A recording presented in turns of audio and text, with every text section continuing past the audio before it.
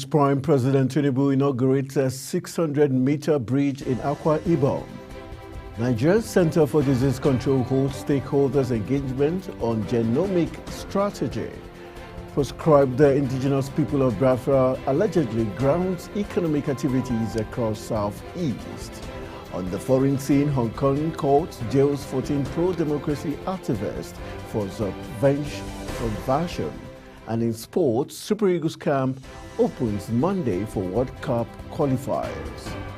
Hello and welcome to all our viewers in Nigeria and around the world to News Prime on Global Television. We are live in the nation's capital, Abuja. I am Anthony Momodu. President Bola Tinubu has announced the extension of free rides on the newly launched Abuja Light Rail unit till the end of the year. He made this declaration during the relaunch of the commercial operations on the Abuja Light Rail, with key political figures in attendance, including the Minister of the Federal Capital Territory, Nyesom Wike. Sharon Ajay reports. President Tinubu, who took a 40-minute ride from the metro station to the airport station, accompanied by the FCT Minister, Nyesom Wike, Vice President Kashim Shettima, President of the Senate Godswill Akpabio, amongst others, described the operations of the Abuja Metro Line as a symbolic milestone of enduring progress as a country and in the FCT. Today marks the milestone of our march towards enduring progress as a country, most especially in Abuja Capital, Federal Capital Territory. He further described the Abuja Metro Line as a symbol of unity and enhanced accessibility. Abuja Light Rail Metro stands as a symbol of progress, connectivity, inclusivity. It signifies our determination to modernize our transportation infrastructure, reduce traffic congestion in the city, and enhance accessibility to all residents. The Minister, Federal Capital Territory, Nyesom Wike, says the success story of the Metro Line being operational is a testament to the reality and great possibilities of the renewed hope agenda. For me, today is the happiest day. We are talking about the New Hope Agenda.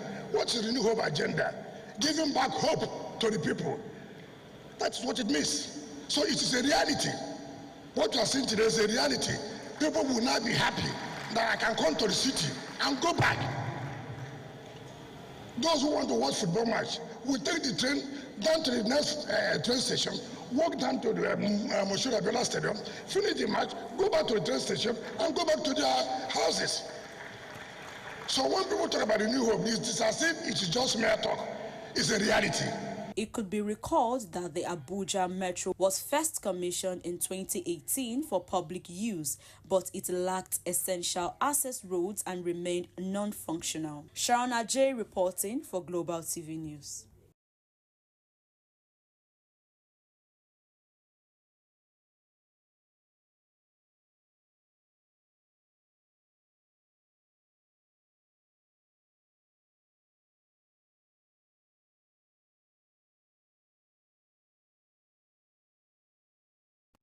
The Nigerian Military High Command has warned the civilian populace against unprovoked attacks on its personnel, as has its negative consequences on troops' morale. Director of Defense Media Operations, Major General Edward Buba, who made this known at a bi-weekly press briefing on the operational activities of the military in Abuja, says such attacks will no longer be tolerated.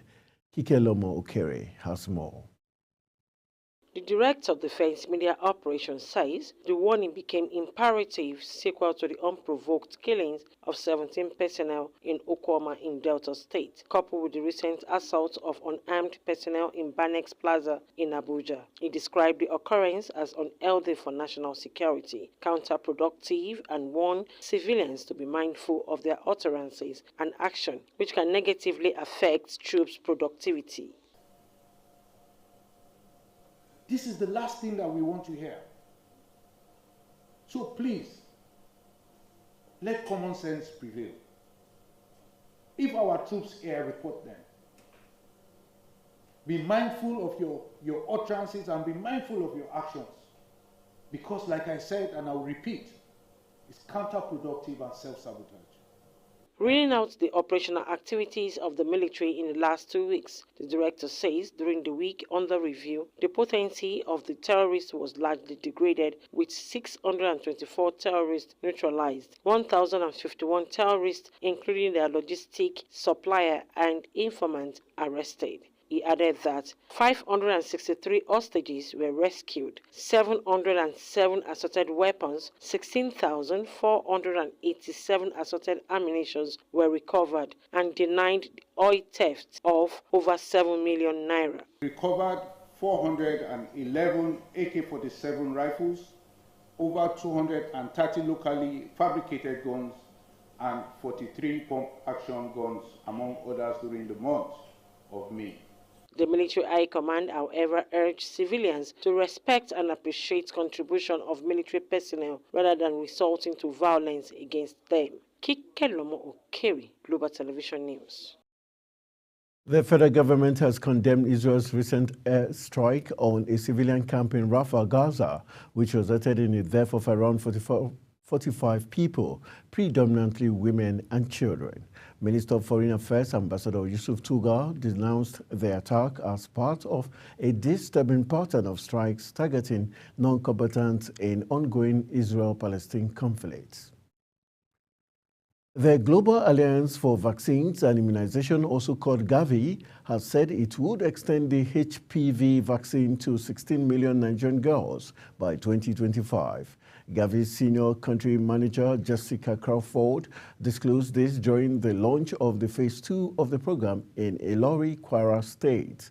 According to her, no woman should have to face a cervical cancer diagnosis when there is a tool that could prevent it, adding that the Global Alliance for Vaccines and Immunization alongside partners have set an ambitious goal to reach 86 million adolescent girls worldwide by 2025 with the HPV vaccine.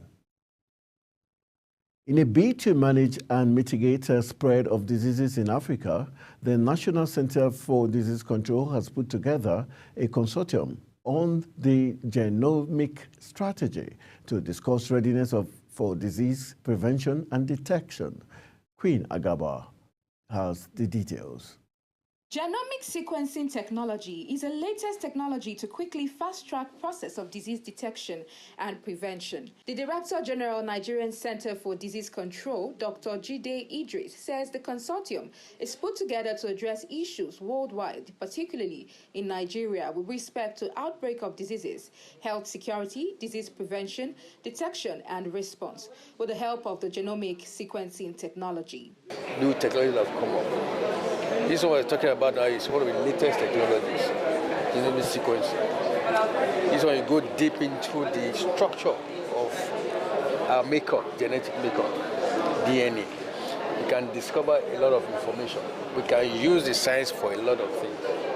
One of them is how to detect this disease, how to trace the various causes, how they are transmitted, so that we can react quickly. Genomic sequencing will also allow for faster access to information, traces, causes, transmission of diseases, as it helps to mitigate the adverse effects of the outbreak. Queen Agaba, reporting for Global Television. The Supreme Court has ordered the 36 state governors of the Federation to, within 7 days, file their respective defenses to a suit filed by the federal government seeking for the full autonomy for the 774 local government areas in the country. The Apex Court also ordered the Attorney General of the Federation and Minister of Justice, Lateef Fagbemi, to, upon receipt of the governor's defenses, file his reply within 2 days. Justice Garba Lawal issued the order while ruling on application for the abridgment of time argued by the federal government and the Attorney General of the Federation, Lateef Fagbemi. Justice Lawal, who led a 7-man panel of the Apex Court said that the decision of the court was predicated on the national urgency of the suit and the known objection from the Attorney Generals of the 36 states of the Federation. In a related development, the Supreme Court has fixed June 13 to hear a suit filed by the federal government against the 36 state governors over alleged misconduct in the handling of local government affairs. Justice Garba Lawal fixed the date while ruling in an application for the abridgment of time argued by the Attorney General of the Federation and Minister of Justice, Justice Lateef Fagbemi, to allow time for all parties to file their processes and exchange same. Chairman of the Independent National Electoral Commission, INEC, Professor Mahmood Yakubu, said the damaged facilities in Edo office would be replaced before the September 21st governorship election. Yakubu said this during an on-the-spot assessment of the level of damage done to its facilities by the flood disaster occasioned by the torrential rain in Benin on May 24th. The flood disaster destroyed some voter enrollment machines already configured for the continuous voter registration exercise. He said the flood disaster would not hinder the smooth conduct of the governorship election in the state, adding that the Commission would do an assessment of what was damaged and respond appropriately. The Pan-Nigerian group Afenifere has urged the Nigerian government to rethink its economic policies, citing high inflation and increased poverty as major concerns affecting citizens. In a release signed by the Afenifere Publicity Secretary, Prince Justice Foloye, the group warned that if the federal government does not change its current economic policies during the first year of its scorecard review, the ongoing economic turbulence may persist. It claimed it would further impoverish the citizens in the following years. A total of 30,000 students have successfully registered for the student loan scheme. Similarly, over 60,000 individuals have registered on the website of the fund. The managing director of the Nigerian Education Fund, Akintunde Sawyer, disclosed this in a press briefing in Abuja.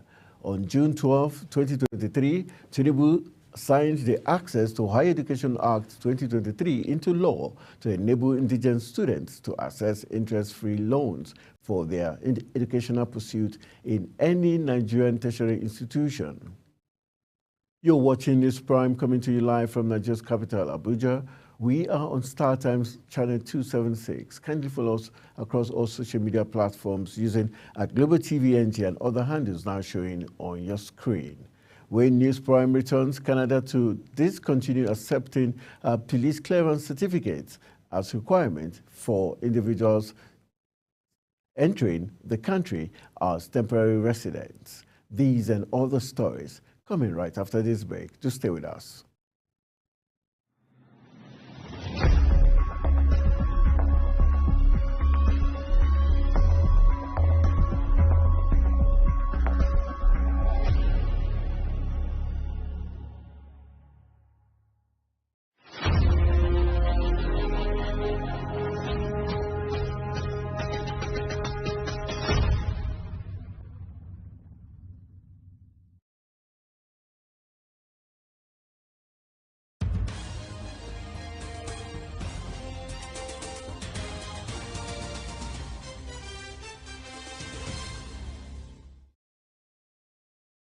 Back from the break. This is Global Television bringing you live broadcasts of News Prime. Thank you for staying with us. On the foreign scene, Israel's military has said it has taken control of the strategically important buffer zone along the Gaza-Egypt border known as the Philadelphia corridor, meaning it now controls Gaza's entire land border. A spokesman for the Israel Defense Forces said about 20 tunnels used by Hamas to smuggle weapons into Gaza had been found within the zone. Sources denying this said Israel was trying to justify its military operation in the southern Gaza city of Rafah. Iran began the formal registration of presidential candidates ahead of the snap vote next month to replace the late Ibrahim Raisi, who died in a helicopter crash. Candidate registration for the 14th presidential election began at 8 a.m. at the Interior Ministry. Presidential hopefuls will have 5 days to register. The elections were originally slated for 2025, but were brought forward following Raisi's unexpected death on May 19. The Canadian government has stated that police clearance certificates are not required for individuals entering the country as temporary residents, including those on study permits, as they are normally unreliable. This statement was made by Canada's Minister of Immigration, Refugees and Citizenship, Mark Miller, during a session of the House of Commons Standing Committee on Citizenship and Immigration. The minister's clarification comes amid debate about security checks for temporary residents, including international students, following recent criminal cases involving past visitors. Dozens of Hong Kong's prominent democracy activists were convicted and sentenced to prison following the city's largest national security trial. 14 activists and politicians were found guilty of conspiracy to commit subversion due to their roles in organizing an unofficial primary elections to increase their chances in citywide lawmaker polls in the year 2020. A total of 47 pro-democracy figures were accused in what would later be referred to as the trial of the Hong Kong 47, out of which 31 defendants have since pleaded guilty to the offenses, while 16 decided to fight the charges, opting for a full trial that lasted more than a year. Pressure is growing on the U.S. President Joe Biden to allow Ukraine to use their West-supplied weapons to strike Russian territory. A number of U.S. allies this week signaled they were open to this possibility. Russia's Vladimir Putin has warned of serious consequences, especially for what he called small countries in Europe. U.S. Secretary of State Antony Blinken said Washington's stance on the matter would adapt and adjust based on changing battlefield conditions. In business, the federal government has inaugurated 5.2 million standard cubic feet per day compressed natural gas plant in Lagos in an attempt to lessen the impact of a petrol subsidies removal on Nigerians. The CNG plant was built through the partnership between the NNPC Gas Marketing Limited and the Transit Gas Nigeria Limited, owned by the Axela Minister of State for Petroleum Resources, Ekperekpe Ekpo, who commissioned the plant at the Isolo Industrial Area, Ilesa Marja in Lagos, said the occasion, under the theme From Gas to Prosperity, CNG for All, represents a critical turning point in the development of affordable, sustainable, and secure energy sources in the country. The Presidential Committee on Fiscal Policy and Tax Reforms has recommended that the federal government adopt an exchange rate of 800 naira to $1 for customs import duty. This proposal was announced by the committee's chairman, Taiwo Oyedele, during a press briefing in Lagos. On Oyedele highlighting the challenges businesses face due to the volatility of the foreign exchange market, which causes frequent changes in the import duty rate. He emphasized the need for stability to allow businesses to plan adequately.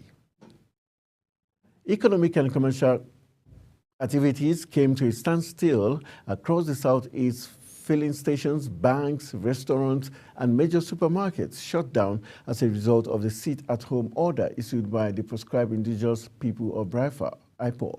Last week, the group declared May 30th as a sit-at-home in honor of the heroes and heroines who died in the Civil War between 1967 and 1970. Despite complaints of low power generation, the electricity distribution companies were able to raise monthly revenue from 95 billion naira in January to 100 billion naira in March 2024.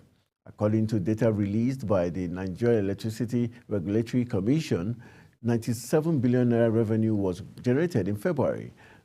The rise in revenue occurred at a time when the country experienced a huge drop in power supply as a result of gas shortages. The federal government has disbursed a total sum of 20.11 billion naira to 402,283 beneficiaries of the 50,000 naira presidential conditional grant scheme. The beneficiaries selected from 774 local government areas received a direct payment to their bank account via their bank verification number. This information was disclosed in a document exclusively obtained from the Ministry of Industry, Trade and Investment. The Managing Director and Chief Executive Officer of the Financial Derivatives Company Limited, Bismarck Rwani, says Nigeria has fallen from the 32nd largest economy in the world to number 42. He said in Africa, the nation has also descended from its first ranking to fourth in terms of wealth management and accumulation. The renowned economist further explained that Ghana has also overtaken Nigeria, noting that in the past, the country was richer than Ghana, a position he claims external reserves and GDP figures support. The federal government has disclosed that it has electrified no fewer than 15 federal universities and teaching hospitals with hybrid solar grids with a combined capacity of 35.5 megawatts. The Chief Executive Officer and Managing Director of the Rural Electrification Agency, Abba Aliyu, stated this at the just concluded Alliance for Rural Electrification Energy Access Forum in Lagos. Aliyu disclosed that the aim is to supply 24-hour electricity to 350,000 students while giving 50,000 lecturers access to electricity. Indonesian ambassador to Nigeria, Dr. Usra Harahap, has expressed the desire of the Republic of Indonesia to deepen the existing collaboration with Nigeria in the development of the oil and gas sector. The ambassador disclosed this in Abuja during a courtesy visit to the Permanent Secretary, Federal Ministry of Petroleum Resources, Nicholas Ella. He added that Indonesia imported over $3.8 billion worth of oil and gas from Nigeria in 2023 and stressed the need to maintain and improve a beneficial cooperation and relationship which have been held for the past 59 years.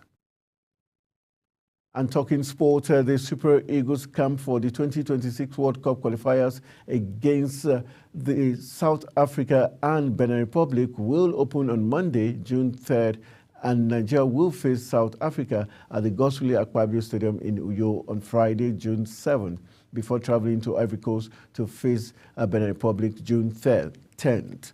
While there have been speculations that the team's camp will be open this weekend, the Director of Media and Communications of the Nigerian Football Federation, Ademola Olajire, has said that the camp will open Monday. Netherlands coach Ronald Koeman has included Barcelona midfielder Frankie de Jong in his final 26-man squad for Euro 2024, despite the fact that he is still recovering from an ankle injury. Koeman has, however, left out left-back Ian Matheson, who has played a key role in Borussia Dortmund's progress to the Champions League final against Real Madrid, but has never played for his country's senior side. And to end the news, a recap of the major stories. President Tinubu has inaugurated a 600-meter bridge in Akwa Ibom. Nigerian Center for Disease Control has held stakeholders' engagement on genomic strategy. Proscribed indigenous people of Biafra has allegedly grounded economic activities across Southeast. And in sports, Super Eagles camp will open on Monday for World Cup qualifiers. That's it on News Prime, and it came to you live from Nigeria's capital, Abuja. We're on Star Times channel 276. Kindly follow us across all social media platforms using our Global TV NG and other handles now showing on your screen. I am Anthony Momodu saying thank you for watching and see you again.